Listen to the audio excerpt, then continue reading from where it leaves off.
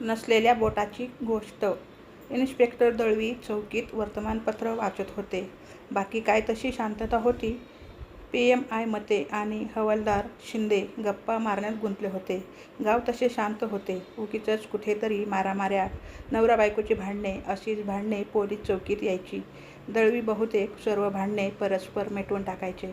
त्यामुळे कुठल्याच गुन्ह्यांची नोंद होत नव्हती. 11च्या सुमारास बाबू कसबे चौकीत आला. आल्या आल्या तो गवळीसमोर बसला.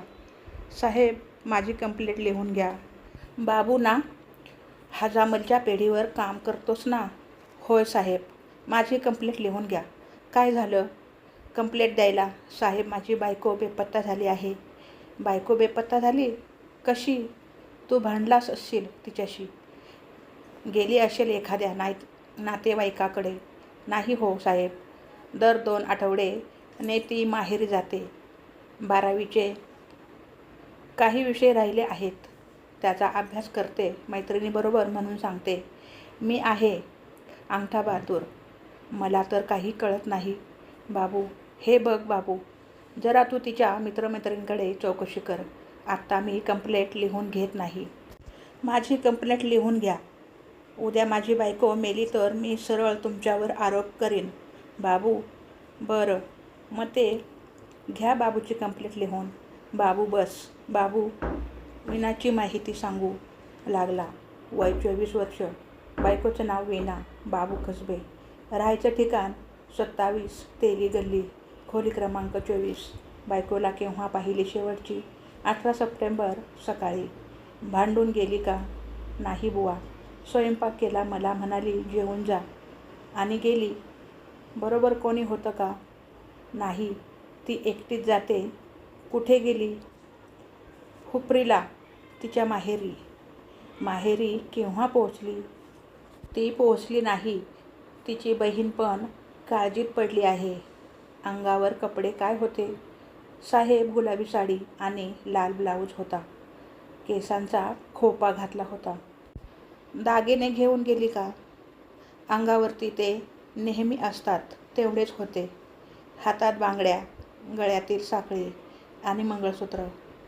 "कुठल्या दुसऱ्या मैत्रिणीकडे किंवा दुसऱ्या नातेवाईकांकडे गेली नाही ना?" "नाही साहेब." "काही कळत नाही." "ठीक आहे. तिचे वर्णन?" "साधारणतः 5 फूट 2 इंच उंची आणि मध्यम बांध्याची." "तिचा फोटो आणून दे." ही सर्व माहिती आम्ही सोलापूर हद्दीतील आणि कोल्हापूर हद्दीतील सर्व चौक्यांना पाठवतो. तुलाही काही कळले तर लगेच आम्हाला सांग." बाबू मान हलवत निघून गेला. PSI मते यांनी एक सोपे वर्णन तयार केले आणि बाबूच्या फोटोची वाट पाहू लागले. काही वेळाने बाबू फोटो घेऊन आला. त्यांनी लागलीच सर्व माहिती सोलापूर कंट्रोल रूमला प्रसिद्धीसाठी पाठवली. त्याचबरोबर हुपरीच्या पोलीस स्टेशनमधील PI गवळी यांच्याशी संपर्क साधून त्यांना ही मिसिंग केस सांगितली. बाबू रोज सकाळ संध्याकाळ चौकीवर फेऱ्या घालत होता. पण त्याला सांगण्यासारखं पोलिसांकडे काहीच नव्हते. 28 सप्टेंबरला अचानक चिकोडीपासून 20 किलोमीटर अंतरावर आणि निपाणी ग्रामीणच्या हद्दीत एक शेतकरी तक्रार घेऊन आला. इन्स्पेक्टर धर्मराज पोलीस चौकीवर हजर होते. "साहेब, मला मैताची वर्दी द्यायची आहे." "शेतकरी, तुझं नाव काय आणि तू कुठला?" पोलीस इन्स्पेक्टर: "मी मल्लाप्पा. माझे गाव चिकोडी जवळच. माझं घर माझ्या शेतातच आहे आणि आजूबाजूला अजिबात वस्ती नाही. मी गेल्या आठवड्यात कामानिमित्त विजापूरला गेलो होतो. पण परत आलो तर माझ्या ट्रॅक्टर शेडमध्ये एक बाई मरून पडलेली." "शेतकरी बाई कशाने मेली आहे इन्स्पेक्टर?" "मी काही त्यातला डॉक्टर नाही, पण बाईच्या डोक्यावर मार बसला असून गुडघ्याच्या वरचा भाग जळालेल्या स्थितीत आहे." शेतकरी: "थांब जरा, मी कोणाला तरी तुझ्याबरोबर पाठवतो." इन्स्पेक्टर थोड्याच वेळात त्यांनी एका PSIला बोलवून एक ग्रुप तयार करण्यास सांगितले. "चंद्रा, तू एक फिंगरप्रिंट एक्सपर्ट, एक PM डॉक्टर, एक कॉन्स्टेबल आणि एक फोटोग्राफर घेऊन शेतकऱ्याबरोबर जा. चंद्रा आपला ग्रुप घेऊन शेतकऱ्याबरोबर गेला. शेतकऱ्याकडे चहापाणी झाल्यावर मंडळी कामाला लागले. फोटोग्राफरने प्रेताचे बरेच फोटो घेतले. त्यानंतर सर्व मंडळी काही पुरावा सापडतो का त्याच्या मागे लागले. बाई मध्यम बांध्याची असून अंगावर सोन्याची साखळी, मंगळसूत्र असे दागिने होते. तिची पर्स जवळ सापडली. चंद्राने पर्स उघडून पाहिली. त्यात 350 रुपये आणि लेडीजचे लागणारे साहित्य होते. पर्समध्ये एक एनवलप होते आणि त्या एनवलपमध्ये एका कागदावर बाईंनी लिहिले होते, लग्न झाल्यापासून माझे पती माझा मानसिक आणि शारीरिक छळ करत आहेत. घरासाठी मी माहेराहून 2 लाख रुपये आणावे असा त्यांचा आग्रह आहे. वडिलांचे म्हणणे आहे की मी तुम्हाला घर बांधून देतो पण पैसा देणार नाही. मग घरासाठी 5 लाख गेले तरी हरकत नाही. याचे कारण म्हणजे लग्नात दिलेले 1 लाख रुपये तुझ्या नवऱ्याने दारूत आणि जुगारात घालवले आहे. नोकरी चांगली आहे पण त्याला पैसा सांभाळता येत नाही. घरी रोजच्या त्रासाला कंटाळून मी स्वतःवर पेट्रोल टाकून सुसाईड करत आहे. वीणा कसबे. आता ही केस आत्महत्येची दिसत होती. तिचा चेहरा अत्यंत ठेचल्यामुळे आणि जळल्यामुळे ओळखणे अवघड झाले होते. मैताच्या अंगावर जळक्या स्थितीत गुलाबी साडी आणि लाल रंगाचे पोलके असावे असे वाटत होते. PM डॉक्टर आणि चंद्राने केलेली पाहणीनुसार ती आत्महत्या नसून खूनच असावा असे वाटत होते. तेथे येऊन पेट्रोल घेऊन पेटवायचे तर आजूबाजूला कुठेही जवळपास काड्या सापडल्या नव्हत्या. त्याचबरोबर पेट्रोलचा कॅन, बादली असे काही पेट्रोल आणायला आणि पेटवून घ्यायला वापरलेले दिसत नव्हते. प्रेत ट्रॅक्टर गॅरेजच्या आडोशाला पडले होते. एका बाजूला येल्लाप्पाचे घर होते. त्याला अथवा त्याच्या फॅमिलीला गेल्या आठवड्यात मल्लप्पाच्या शेडजवळ कुठलाही जाळ दिसला नव्हता. शेवटी केस कलम 302 खाली नोंदवली. आता या केसमध्ये हा गुन्हा कर्नाटकमध्ये घडला होता. पण बाई बहुधा महाराष्ट्रातली होती. पुढे हॉस्पिटलमध्ये PM रिपोर्टमध्ये हा खून असल्याचे निश्चित झाले. बाईला प्रथम गळा आवळून मारण्यात आले व नंतर तिला जाळण्यात आले होते. चेहरा ओळखू येऊ नये म्हणून विद्रूप करण्यात आला होता. पुढे PM रिपोर्टमध्ये असेही म्हटले होते की तिला गुंगीच्या औषध देऊन झोपेत असताना तिचा गळा आवळला होता. त्यानंतर रिगन मॉर्टिस सेट होण्याआधी तिला जाळण्यात आले होते. त्याशिवाय महिला 4-6 आठवड्याची गरोदरही होती. प्रेत सापडल्यापासून हा गुन्हा कुठे घडला ते सांगणे अवघड होते. चंद्राने केसचा संपूर्ण रिपोर्ट तयार करून दिला आणि त्यांनी तो ग्रामीण PSIला फॉरवर्ड केला. हद्दीवर असलेल्या दोन्ही बाजूच्या ठाण्यांनी काही माहिती एकमेकांना देण्यास सुरुवात केली. त्यामुळे काही गुन्ह्यांचा तपास चटकन लागत होता. त्याचप्रमाणे ह्या व्यक्तींची सर्व माहिती, फोटोग्राफ हे महाराष्ट्रातल्या चौकींना देण्यात आले. चौकीतील मिसिंग पर्सन रजिस्टर शोधायला सुरुवात झाली. जवळपास 7 दिवसांनी ही माहिती दळवींना दिली आणि त्यांनी बाबूला बोलवणे पाठवले. काय बाबू, वीणा परत आली का? नाही हो साहेब. मते बाबूला लॉकअपमध्ये घ्या. जरा चांगला पाहुणचार करा. खुनाला कबूल होतोय ना ते पहा. त्याचबरोबर गवळींनी निपाणी प्रेत गृहाला फोन करून शरीर ठेवण्यास सांगितले आणि हुपरीला फोन करून शव ओळखण्यासाठी वीणाच्या आईवडिलांना व बहिणीला निपाणी यायला सांगितले आणि जर ओळख पटली तर शव महाराष्ट्रात आणण्यास सांगितले. ते स्वतः ही निपाणीला येत असल्याचे कळवले. दुसऱ्या दिवशी सगळी वरात निपाणीत हजर झाली. तोपर्यंत प्रेत टेबलावर ठेवून पांढऱ्या वस्त्रांनी झाकण्यात आले होते. सर्वांनी प्रेताचा चेहरा ओळखण्याचा प्रयत्न केला पण चेहरा ओळखण्याच्या पलीकडे गेला होता. त्याचवेळी चेहरा झाकण्याकरता वरची पांढरी चादर जोरात ओढली त्यामुळे प्रेताचे पाय उघडे पडले. थांबा इन्स्पेक्टर दळवी, काय झाले? हे प्रेत वीणाचे नाही. कशावरून म्हणता? मगाशी तुम्ही म्हणाला होता की असू शकते. अहो, चेहरा ओळखता येत नव्हता. बाकीचे अवयव जुळून गेले, त्यामुळे ओळखणे अशक्य होते. परंतु बांधा आणि रंग सारखा असल्याने आम्ही असू शकेल असे म्हणालो. अहो, तुम्ही बघा, पाय उघडे पडले आहेत आणि तिच्या उजव्या पायाला एक बोट कमी आहे. आपल्या वीणाच्या पायाची 5ही बोटे जागेवर होती. त्यामुळे हे प्रेत वीणाचे नाही. त्या प्रेताचे काय करावे हे आता कर्नाटकच्या पोलिसांना सांगावे लागणार होते. त्यामुळे त्यांनी महाराष्ट्रातील जवळच्या सर्व तालुक्यांना कुठलीही माहिती मिसिंग पर्सनमध्ये असल्यास कळवण्यास सांगितले. त्याचबरोबर हुपरीजवळच्या एका वाडीतील सरिता घुणे ही मुलगी बेपत्ता असल्याची तक्रार नोंदवण्यात आली आहे, असे सांगण्यात आले. पोलिसांनी घुणे आई-वडिलांना निपाणीला जायची विनंती केली. आई-बाबा दोघे हादरले, कारण त्यांच्या मुलीला एक बोट कमी होते आणि नंतर तीच सरिता असल्याची खात्री पटली.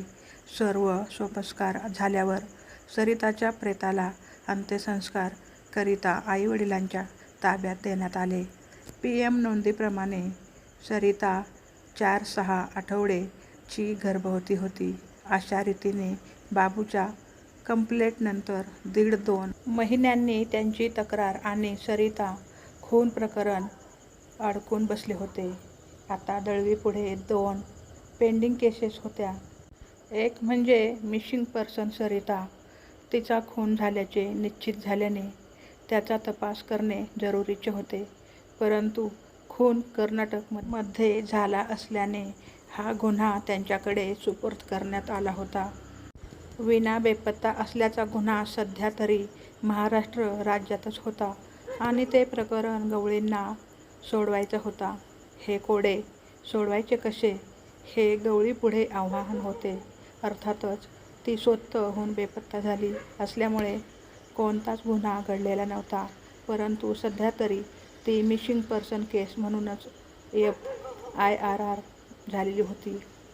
वीणा ठरलेल्या तारखेला हुपरीतल्या घरी आली होती आणि दुसऱ्या दिवशी सकाळी ती नवऱ्याकडे जाते म्हणून निघून गेली होती आणि त्यानंतर कोणालाच काही दिसली नाही.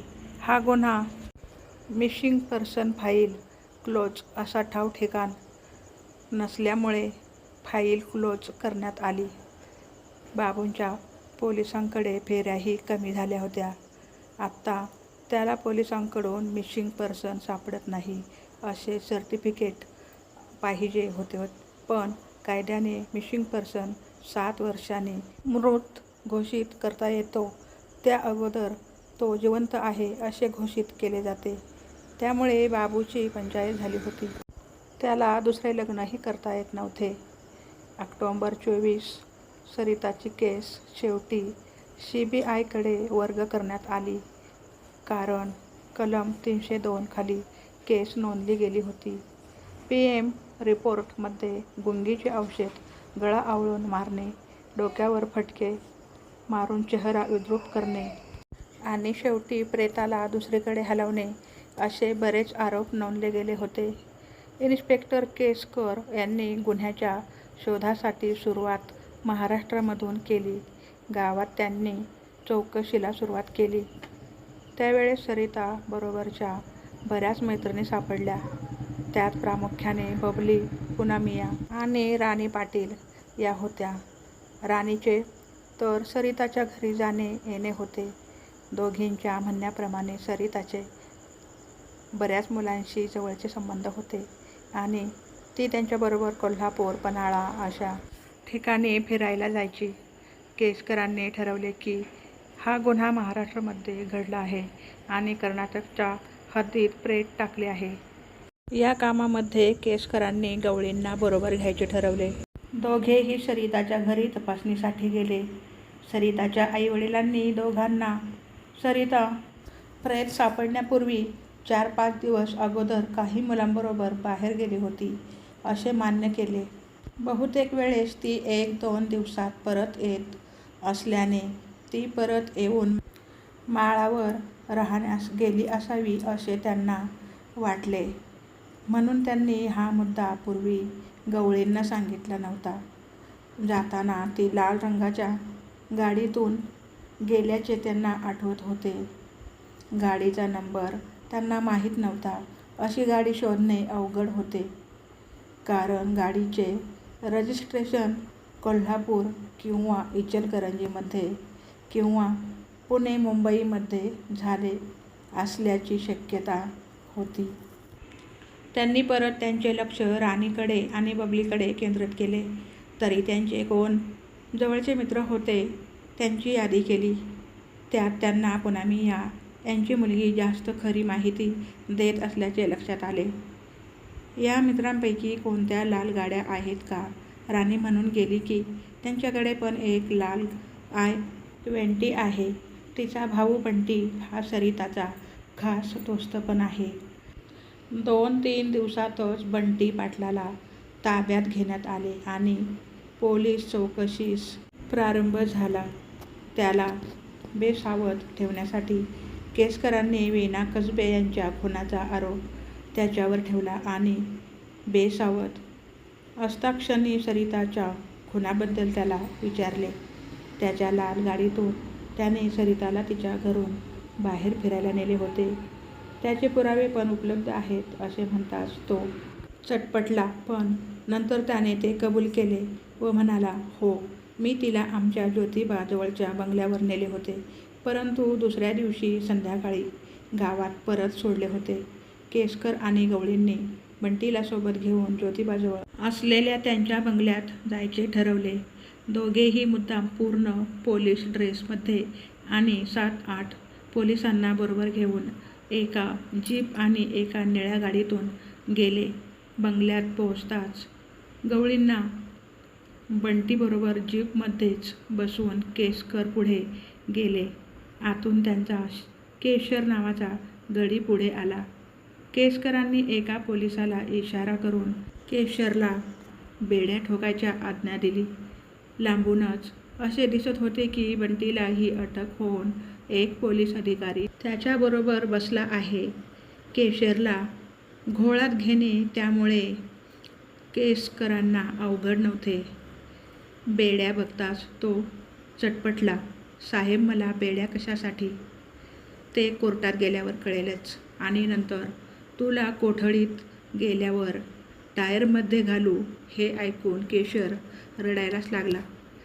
केसकर त्याला दरडावून म्हणाले, आत्ता रडायला येते आहे, पण रांडेच्यांनो, एका पोरीला मारताना आणि जिवंत जाळताना तुम्ही छान हसत होतात आणि दारू पीत बसला होतात. केशरने पोपटासारखी बोलायला सुरुवात केली. केसकरांनी दुसऱ्या पोलिसांना बोलावले आणि त्याची पाहणी करण्यास सांगितले. तिसरा पोलीस व्हिडिओ रेकॉर्डिंग करून लागला.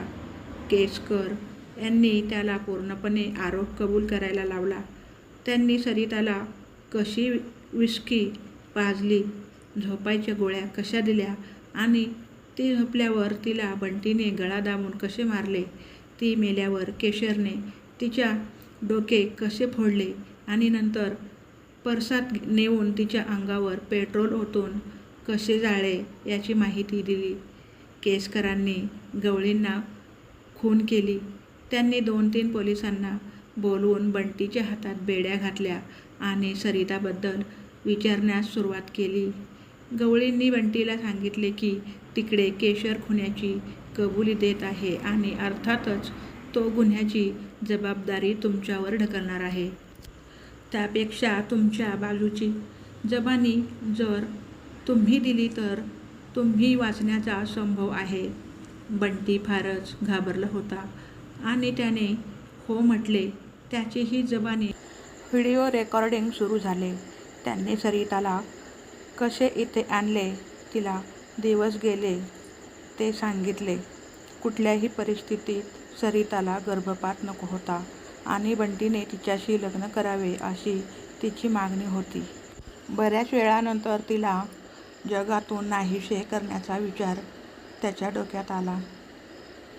त्याचप्रमाणे त्यांनी तिला मारून जाळून टाकले. नंतर तो त्याच्या सफारीने कर्नाटकला गेला आणि स्ट्रेचरच्या साहाय्याने तिचे प्रेत ट्रॅक्टरच्या शेडमध्ये टाकले. त्याच वेळेस वीणा बेपत्ता झाल्याची बातमी त्यांना कळली होती. त्यामुळे हे प्रेत वीणाचेच आहे असे जर पोलिसांना आणि नातेवाईकांना वाटले तर सरिताच्या खुनातून आपली सुटका होईल अशी खात्री होती की त्यामुळे त्यांचा ट्रेस लावणे अवघड होईल. त्यामुळे त्यांनी वीणाच्या नावाने एक चिठ्ठी प्रेताबरोबर टाकली आणि त्याची युक्ती यशस्वी झाली असली तरी पायाच्या एका बोटामुळे ते फसले. वीणा आणि सरिता एकाच अंगवळणीच्या होत्या. त्यामुळे त्याने एक नवीन पर्स घेऊन त्यांच्यात बऱ्याच वस्तू आणि सुसाईड नोट टाकली. पण केवळ पायाच्या एका बोटाने गोंधळ झाला आणि त्यांचे दुष्कृत्य उजेडात आले. ही केस सोडवण्याकरिता केसकर आणि गवळी यांना अफाट परिश्रम घ्यावे लागले. या सर्व धावपळीत वीणा कसबेचा काही ट्रेस लागला नाही. गवळींनी त्या काळात कर्नाटक, आंध्र प्रदेश आणि महाराष्ट्र गावातून मिसिंग पर्सनची सर्व माहिती काढून जवळजवळ 60 केसेस फॉलो अप केल्या, परंतु वीणाचा पत्ता कुठेच लागला नाही. केसकर खुनाचा तपास संपल्यानंतर दुसरीकडे निघून गेले. 1 वर्ष उलटले परंतु वीणाचा काही पत्ता लागला नाही. गवळी रिटायर झाले आणि त्यांच्या जागी तरुण इन्स्पेक्टर साने यांनी आल्या आल्या पेंडिसेस मार्गाला लावल्याचा सपाटा सुरू केला. परंतु वीणाच्या बाबतीत त्यांना यश आले नाही. रिटायर झाल्यानंतर मी हुपरीला राहू लागलो. एक दिवस भंवरलाल पुनामिया यांच्या मुलामुलांचा धंदा बघण्यासाठी इंदोरला जाणार होतो. गवळी पण त्यांच्याबरोबर निघाले. इंदोरला पुनामिया यांच्या मुलाचे म्हणजेच राजेशचे चांदीची मोठी शोरूम होती आणि त्याचा धंदा उत्तम चालू होता. दुकानात थांबून संध्याकाळी सर्वजण राजेशच्या घरी गेले. इंदोरच्या पॅलेशिया या भागात त्यांचा मोठा बंगला होता. संध्याकाळी जेवताना टेबलवर राजेश, त्याची बायको तेजश्री, पुनामिया आणि गवळी असे होते. विविध केस सोडवताना झालेले प्रॉब्लेम सांगून गवळींनी जेवणात रंग भरला. एवढेच केसेस सोडवल्या, परंतु वीणाची केस सोडवताना येथे अपयश आले. कुठे म्हणजे कुठेही तिचा पत्ता लागला नाही. कदाचित ती झारखंड किंवा मध्य प्रदेशमध्ये गेली असेल, तर तिकडचे पोलीस अत्यंत ढिसाळ आहेत. जेवण झाल्यावर सगळे बागेत कॉफी घेत होते. राजेश व तेजश्री दोघेही गप्पांमध्ये सामील होते. तर ही कथा कशी वाटली कमेंट करून नक्की सांगा. आवडली असेल तर चॅनलला लाईक, शेअर, सबस्क्राईब करा. धन्यवाद.